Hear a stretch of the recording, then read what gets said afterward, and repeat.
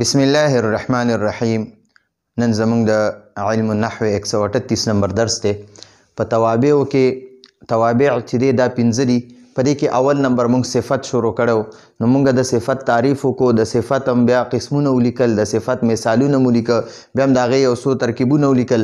نن چې په کتاب کې کم ترکیبونه مونږ له راکړي دي، نو نن انشاءالله مونږ هغه ترکیبونه په دغه طریقې سره کوو چې مونږ ته دا آسان شي، او ان شاء الله دې ترکیبونه کوم دا ترکیبونه کوم په پرچو کې وکړه نو بیا په هغې باندې ډېرې ښې نمبرې ورکوي. نو اول نمبر ترکیب موږ له راکړی دی رأیت امرأة عالمة. رأیت امرأة عالمة، لیکن دلته کې دا امرأه دا حمزه چې دی دا بیا نه ویلی کېږي، نو د دې رأیت دې تا سره به دا میم وتړلی شي. نو رأیت امرأة عالمة یو مثال دا شو. دویم مثال یې راکړی مررت برجل عالمة بنته، دا شو. دریم مثال راکړی جاءنی رجل مات ابوه. څلورم نمبر راکړی دی اخرجنا من هذه القرية الظالم اهلها. او پنځم نمبر راکړی دی اسکن فی تلک الدار المفتوح بابها. ٹھیک شو جی. نو رأیتو چې دی د دې ترکیب دا رأی پکې فعل دی،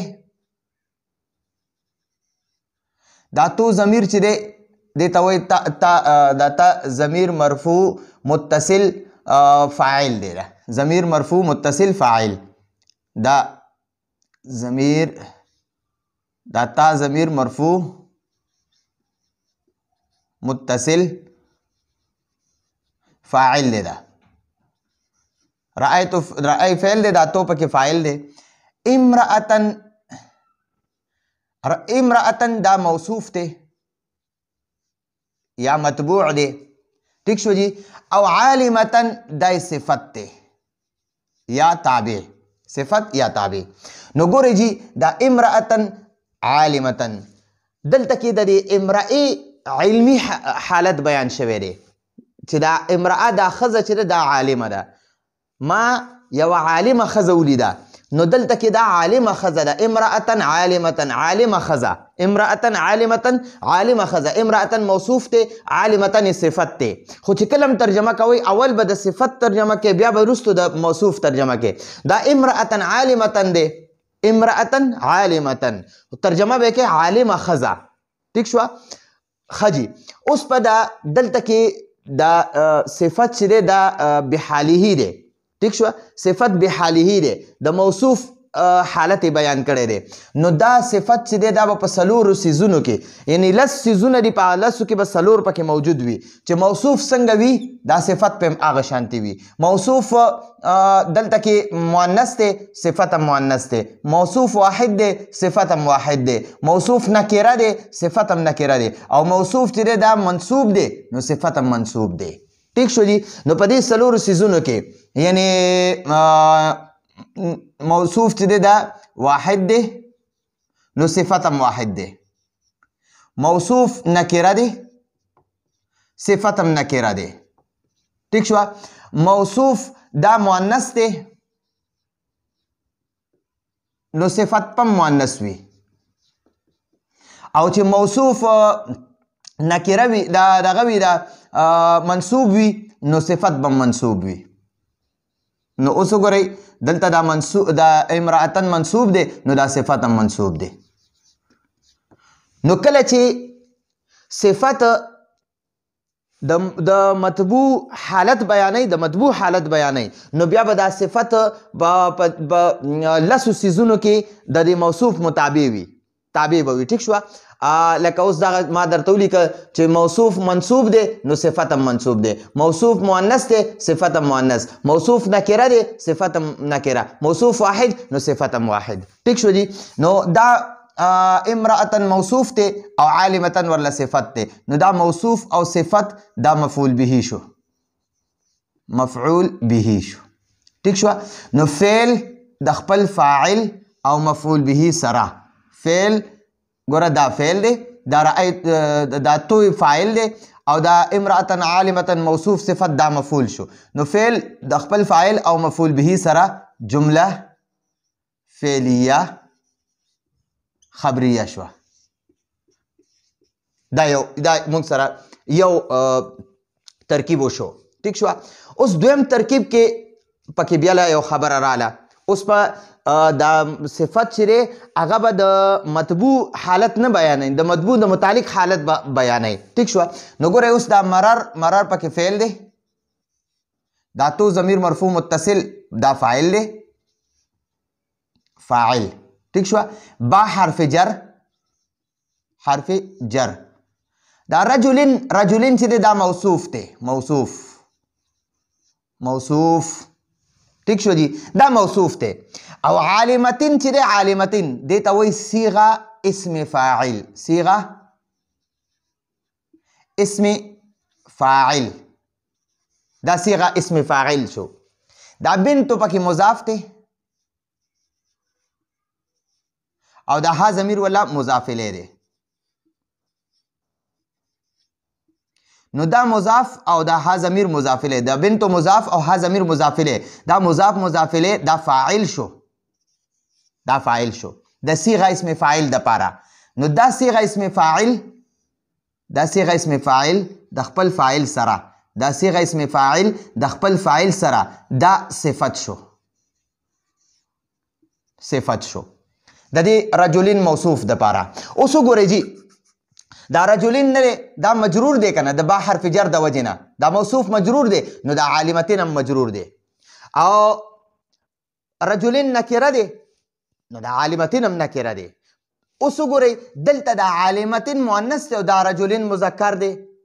نو وجه دا ده چې دلته د علمیت نه دی، علمیت دا د بنتو د مؤنث د بنتو علمی حالت بیان کړی دی. دا عالمه چې دی دا د رجل نه دی، دا د لور ده. بنته مررتو ما ولید زه تیر شوم برجل په داسې سړي باندې عالمتن بنته چې د هغه لور هغه عالمه ده. داسې سړی چې د هغه لور عالمه ده، سړی عالم نه دی، لور عالمه ده. نو د عالمتن دا د بنتو صفت دی، دا یعنی د بنتو علمي حالت بیان کړی. دا عالمتن چې دی د موصوف د متعلق علمي حالت بیان کړی دی. دا عالمتن چې دی د رجلین د متعلق علمي حالت بیان کړی دی. ٹھیک شو. دا سړی عالم نه دی، د لور عالم ده، نو دا لور مؤنث ته ځکه ولا د عالمتین هم راغلی دی. ٹھیک شو جی. نو ګورئ دلته کې اوس وایي د صفت چې دی صفت د مطبوع د متعلق حالت بیان کړی دی، صفت د مطبوع د متعلق حالت بیان کړی دی. د اول مثال کې د صفت د مطبوع حالت بیان کړو، د مطبوع په خپل حالت بیان کړو، او دلته د صفت د مطبوع د متعلق لور ده د متعلق حالت بیان کړی دی. نو کله چې صفت د مطبوع د متعلق حالت بیانوي نو په پنځه سیزونو کې به یو شانتي وي، پنځه سیزونو کې به دوه خامخا پکې وي. نو یو نکره معرفه، یو نکره، یو رفع نصب جر، دا درې شیزونه شو. نو درې رفع نصب جر او یو معرفه یو نکره. ٹھیک شو. نو چې مطبوع چې دا نکره وي نو صفت پم نکره وي، چې مطبوع دغه وي دا مجرور وي نو صفت مجرور دی، که مطبوع منصوب وي صفت به منصوب وي، او که مطبوع چې دی هغه مرفوع وي صفت به مرفوع وي. خو دې کې ګورئ د تذکیر و تانیث د مذکر او د مؤنث یو شانواله لازمي نه دی. دلته کې وګورئ رجلین مذکر دی او عالمتین دا صفت چې دا دغه دی مؤنث دی. ٹھیک شو. دلته کې وجه دا ده چې د صفت د مطبوع حالت نه دی بیان کړی، د مطبوع متعلق څوک دی؟ لورې ده. نو د هغه لور حالت بیان کړی چې لورې عالمه ده، دا سړی عالم نه دی، لورې عالمه ده. داسې سړي باندې تیر شوم، یعنی داسې سړي په خوا تیر شوم چې د هغه لور عالمه ده. ٹھیک شو. نو دا د صفت د مطبوع د متعلق حالت بیان کړی. نو دې کې په دوه خبرو کې به یو شانتي وي چې دلته دا رجلین دی دا نکره دی کنه، نکره دی، نو دا صفت هم نکره دی. ٹھیک شو. او دا رجلین مجرور دی نو دا صفت هم مجرور دی. بس په دې دوه خبرو کې به یو شانتي وي. چې کله صفت د مطبوع حالت بیانوي نو په څلورو خبرو کې به یو شانتي وي، منصوب یعنی اعرابو کې او مؤنث دغه شان نکره واحد دغه کې به یو شانتي وي. ٹھیک شو.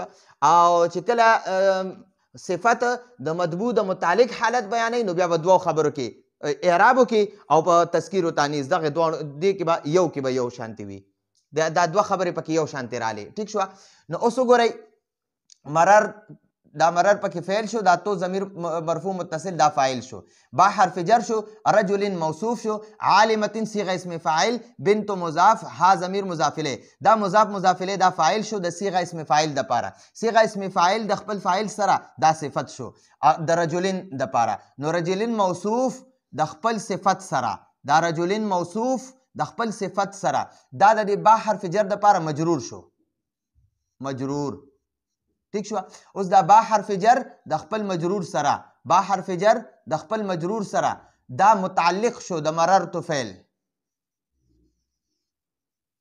دا متعلق شو ٹھیک شو نو فعل د خپل فاعل او د متعلق سره فعل د خپل فاعل او د متعلق سره جمله فعلیه خبریه شو جمله فعلیه خبریه شو مرر فعل تو ضمیر مرفوع متصل فاعل با حرف جر رجل موصوف عالمة صيغه اسم فاعل بنت مضاف ها ضمیر مضاف الیه مضاف الیه دا فاعل شو د صيغه اسم فاعل د پاره صيغه اسم فاعل د خپل فاعل سره دا صفت شو د رجلین موصوف د پاره رجلین موصوف د خپل صفت سره دا مجرور شو د با حرف جر د پاره با حرف جر د خپل مجرور سره دا متعلق شو د مررت فعل د پاره ٹھیک د مررت فعل متعلق شو مررت فعل د خپل فاعل او متعلق سره جمله فعلیه خبریه شو ٹھیک شو جی دا دویم نمبر شو اوس دریم نمبر ته ګورئ جاء فعل دی دا جاء فعل دی دا نون وقایه دې ته وایي نون وقایه نون وقایه بس د ته صرف دا نوم ورته صرف ولیکه بس د نور ترکیب کې څه کار نشته او دا یا ضمیر منصوب متصل مفعول به یا ضمیر منصوب متصل مفعول به ٹھیک شو دا رجل موصوف اوس وګورئ جی چې کله دا موصوف دا مطبوع یا مطبوع نکره وي نو د دپاره پوره جمله دا صفت راتلی شي ٹھیک شو خو په دې کې دوه شرطونه دي یو به دا مطبوع چې دی دا به نکره وي څنګه اوس دلته نکره دی دویم په دې جمله کې به یو ضمیر وي چې هغه به د مطبوع ته راجع وي وګوره په دې جمله کې بیا دلته کې ها ضمیر دی دا ها ضمیر دی رجل ته تابع دی نو جاءنی رجل زما خواله داسې سړی راغی مات ابوه چې د هغه پلار مړ شوی ٹھیک شو نو ګورئ جاء فعل دی دا نون وقایه دی او دا یا ضمیر منصوب متصل مفعول به دی رجل موصوف دی رجل نکره موصوف مات فعل ابو مضاف دا ها ضمیر مضاف الیه نو دا مضاف او مضاف الیه دا د دې مات فعل لپاره فاعل شو دا فاعل شو دا فعل د خپل فاعل سره جمله فعلیه دا جمله فعلیه خبریه شو او دا جمله فعلیه خبریه دا د رجل موصوف د لپاره صفت شو نو ګورئ دا پوره جمله صفت شو نو دا جاء فعل دا رجل موصوف د خپل صفت سره دا د جاء فعل د لپاره فاعل شو نو دا جاء فعل د خپل فاعل جاء فعل د خپل فاعل او مفعول به سره جمله فعلیه خبریه شو ٹھیک شو جی نو دا موږ سره جمله فعلیه خبریه راغله اوس ګورئ اخرجنا من هذه القريه الظالم اهلها په دې کې اوس ګورئ جی اخرج دا اخرج پکې فعل دی په دې کې انت ضمیر مستتر دا پکې فاعل شو انت ضمیر دا فاعل شو او نا د جمع متکلم نا جمع متکلم مفعول به شو منصوب متصل مفعول به مفعول به. دا من پکې حرف جر. هذه اسم اشاره.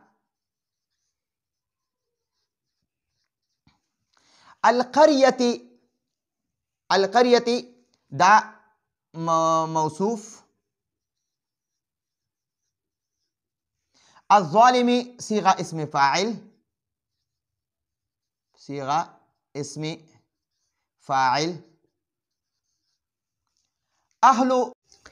اخرج فعل پدې اخرج دا فعل امر دی ٹھیک شو. دا فعل امر دی پدې کې انت ضمیر مستتر فاعل دی.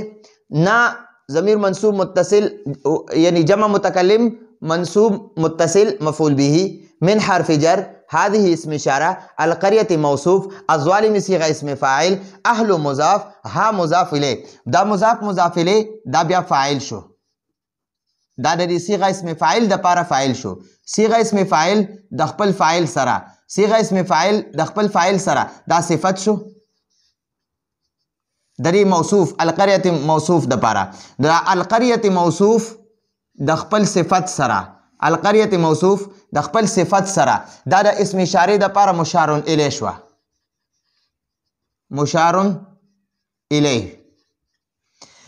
اسم اشاره د خپل مشار الیه سره. دا د من د پاره د من حرف جر د پاره مجرور شو. من حرف جر د خپل مجرور سره. دا متعلق شو د فعل اخرجنا د پاره. د فعل اخرجنا سره دا متعلق شو. اخرجنا فعل د خپل انت ضمیر مستتر فاعل او د نا ضمیر منصوب متصل مفعول به سره او د خپل متعلق سره. دا جمله فعلیه انشائیه شو. انشائیه ورته ځکه وایي چې امر نه شروع شوی. اخرج دا فعل امر دی. نو دا جمله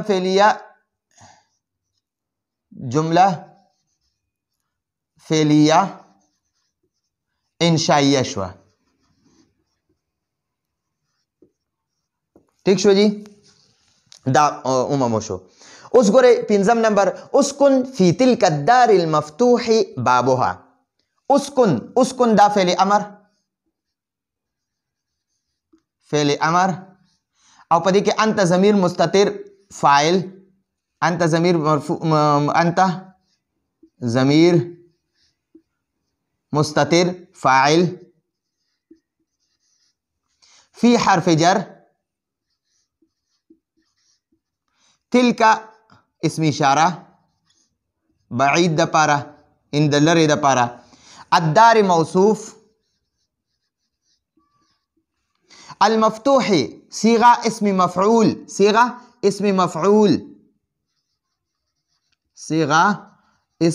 مفعول. باب مضاف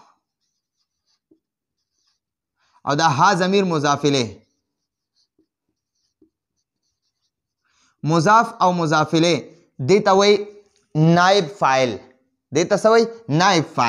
یا ما لم يسمى فاعله مفعول. ما لم يسمى فاعله یا آسان وی نائب فاعل. د صيغه اسم فاعل د پر دا صيغه اسم مفعول د پر دا نائب فاعل شو. صيغه اسم مفعول د خپل نائب فاعل سره دا صفت شو. د الدار موصوف د پاره. الدار موصوف د خپل صفت سره. دا مشار الیه شو. د اسم اشاره د پاره. د دې تلک اسم اشاره د پاره. تلک اسم اشاره د خپل مشار الیه سره. دا د فی حرف جر د پاره مجرور شو. فی حرف جر د خپل مجرور سره. دا متعلق شو. د اسکن فعل د خپل انت فاعل. اسکن فعل امر د انت ضمیر فاعل او د خپل متعلق سره. جمله فعلیه انشائیه شو.